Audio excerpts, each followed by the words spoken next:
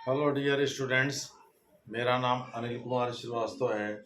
आज मैं आप लोगों के सामने कुछ बातें करने वाला हूं जो कि अमेरिका और बांग्लादेश के संबंधों को लेकर के है।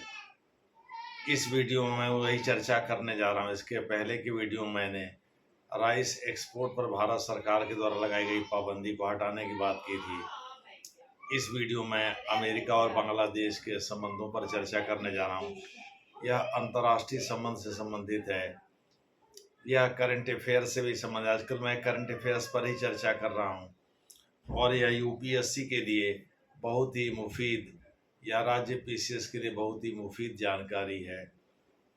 आप सभी लोगों को पता है कि अप्रैल 2009 में अराकान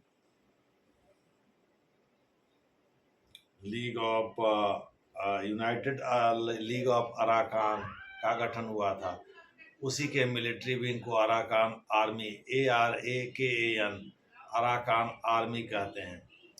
अराकान आर्मी फिर से उग्र हो रही है। राखाइन प्रांत है, बांग्लादेश से सटा हुआ है, म्यांमार का प्रांत है, लेकिन राखाइन प्रांत में फिर से सक्रिय हो रही है और उससे मोहम्मद यूनुस की दिक्कतें बढ़ रही हैं, जो बांग्लादेश के अंतरिम सरकार के मुखिया हैं।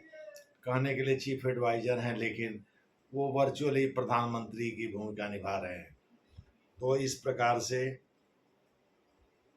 अराकान आर्मी के खुराफात बढ़ने वाले हैं, जो कि एक मिलिट्री विंग है यूनाइटेड लीग ऑफ अराकान की। ये मैंने शुरू में ही ओपनिंग में बताया। तो जो अराकान आर्मी के खुराफात बढ़ने वाले हैं म्यांमार में, उसको लेकर के ये वीडियो बनाया जा रहा है। और इस संबंध में वॉवेल साहब, वॉवेल VOWELL, जो कि एक सीनियर मिलिट्री ऑफिसर हैं, JB वॉवेल पूरा नाम उनका JB VOWELL, JB वॉवेल। ये एक अमेरिकी आर्मी में एक सीनियर ऑफिसर हैं, अमेरिकी मिलिट्री में एक सीनियर ऑफिसर हैं और डेप्यूटी कमांडिंग जनरल हैं। US आर्मी जो पैसिफिक के लिए बनाई गई, यानी USA RPAC। USA का मतलब समझते हैं आप अमेरिका से, PAC का मतलब आप समझते हैं ये प्रशांत महासागर से है। R का मतलब भी आप समझते हैं, R का मतलब होता है अमेरिकी आर्मी से संबंधित है, यानी अमेरिकी मिलिट्री से संबंधित है। तो इस प्रकार से USA RPAC यानी USA पैसिफिक प्रशांत महासागर के लिए ये डेप्यूटी कमांडिंग जनरल का काम करते हैं और एक सीनियर मिलिट्री ऑफिसर हैं अमेरिका के। ये अपने 4 सहयोगियों के, माने अपने 3 सहयोगियों के साथ, एक तो ये खुद हो गए, ये पहुंचे हैं ढाका यानी बांग्लादेश। और मोहम्मद यूसुफ तो नहीं, लेकिन वहाँ के कई सीनियर मिलिट्री ऑफिसर से मिले हैं और उनको अलर्ट किए हैं, उनको सावधान किए हैं कि भाई ऐसा है, आप लोग सावधान हो जाइए। अराकान आर्मी जो म्यांमार में है वह फिर से खुराफात करने वाली है और इस बार उसका कहर हो सकता है बांग्लादेश पर बरपे। इसके पहले आप लोग सावधान हो जाइए। तो मोहम्मद यूनुस की नींद उड़ी हुई है। अगर अराकान आर्मी ने खुराफात कर दिया तो फिर क्या होगा। आप सभी लोग पता है कि वर्ष 2017 के मध्य में अराकान राखाइन प्रांत का एक अरक्सा बना था, यानी वहाँ के एक मिलिट्री विंग का ही एक हिस्सा था ये। तो ये दोनों खुराफात, मतलब इसमें मुख्य रूप से यूनाइटेड लीग ऑफ जो अराकान है वह खुराफात करने वाला है, ऐसा अमेरिकी नेवल ऑफिसर ने वहाँ के मिलिट्री ऑफिसर से मिलकर के उनको आगाह किया है, ऐसी जानकारी दी है। आप सभी लोगों को पता है कि बांग्लादेश इस समय उस दौर से गुजर रहा है जिसमें हर आदमी उसको लतियाता रहता है कभी न कभी। चूँकि बांग्लादेश इस समय छिद्रमय हो गया, पोरस हो गया है और कभी पाकिस्तान घुसपैठ कर लेता है, कभी अमेरिका कर लेता है, कभी कोई दूसरा देश कर लेता है। दूसरे शब्दों में जिसका जैसे मन करता है वैसे उसके भीतर आकर के खुराफात कर जाता है।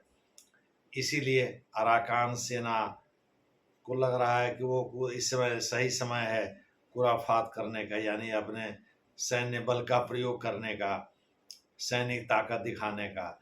और वह यह करके बांग्लादेश को डराना चाहती है ताकि इनडायरेक्टली वो म्यांमार की मिलिट्री जुंटा को की जो सरकार वहाँ चल रही है उसको डरा सके। यानी जो जुंटा आर्मी है, यानी जो सेना की वहाँ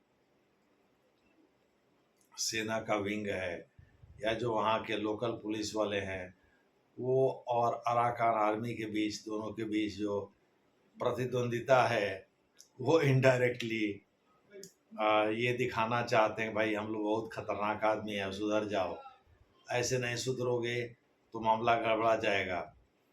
तो वो सीधा प्रहार एक्चुअली बांग्लादेश पर करेंगे, क्योंकि बांग्लादेश ही वो जगह है जहाँ से भाग करके उन्होंने यहाँ शरण ली थी, और इसके लिए वो कभी बांग्लादेश को माफ़ नहीं करते। उनको लगता है कि भाई बांग्लादेश में चटगांव और ढाका में जो उनको मलिन बस्तियों में बसाया गया वह नाकाफ़ी था, और वह बहुत ही गंदे और मलिन जगह पर उनको रखा गया। माने एक तरह से आप उनको अछूत की तरह से उनके साथ जो व्यवहार किया गया वो बांग्लादेश ने अच्छा नहीं किया। इस प्रकार से वो बांग्लादेश से भी खफा है। भारत इन सारी घटनाओं को देख रहा है। भारत भी इनसे बचेगा नहीं, क्योंकि भारत भी इनके खिलाफ, एक तो केंद्र में जो मोदी सरकार है वो वास्तव में इस समय एंटी मुस्लिम मानी जाती है, और भारत में वास्तव में जो रोहिंग्या मुस्लिम हैं उनको आतंकवादियों के हाथ में खेलने वाले तत्व के रूप में भारत सरकार ने उन्हें चित्रित किया है। तो हो सकता है अराकान आर्मी भारत सरकार से भी बदला ले। इसलिए भारत के लिए भी चुनौती कम नहीं, लेकिन तात्कालिक चुनौती बांग्लादेश के लिए अधिक है। इसलिए मोहम्मद यूनुस की नींद उड़ी हुई है। देखना है आगे क्या होता है, जैसा होगा वैसा आपको बताया जाएगा। आप अभी JB वोवेल की मीटिंग पर ध्यान दीजिए। धन्यवाद।